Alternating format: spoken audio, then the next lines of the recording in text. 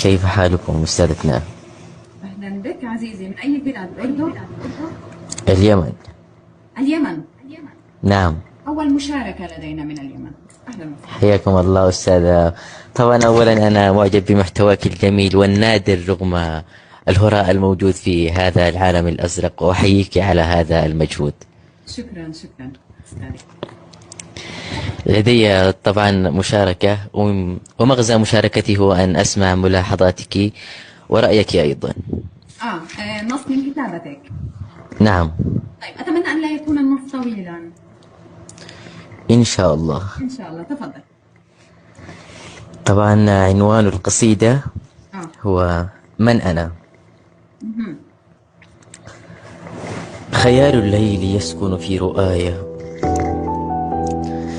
وخيل الصمت تسهل في دجايا، صراخ الآه يصخب في فؤادي، وكل الحزن يخلق من أسايا. سؤال كشر الأنياب نحوي، ويسألني بعنف من أنايا، يعاتبني ويطميني بماذا، ويسأل من أنا ولما عنايا. يحاول مقتلي ويريد صلبي، فأهرب نحو أحضان المرايا.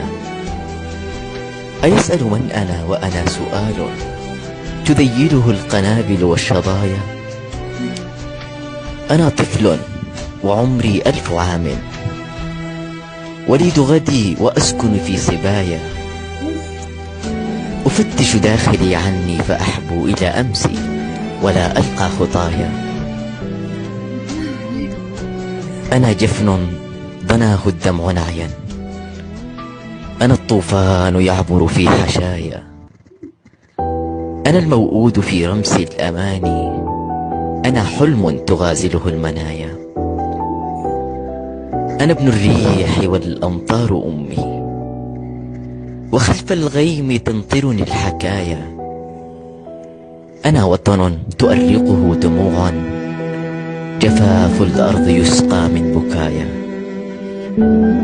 أنا لون سماوي حرون، أكابر أن أعيش بلا سمايا.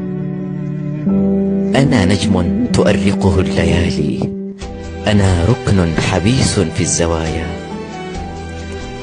أتعرفني لتقرأ صمت بوحي، أتدرك ما تخبئه شفايا. أنا عني فقيد لم أجدني، وتحملني كما طفل يدايا. أواري داخلي أوجاع قومي،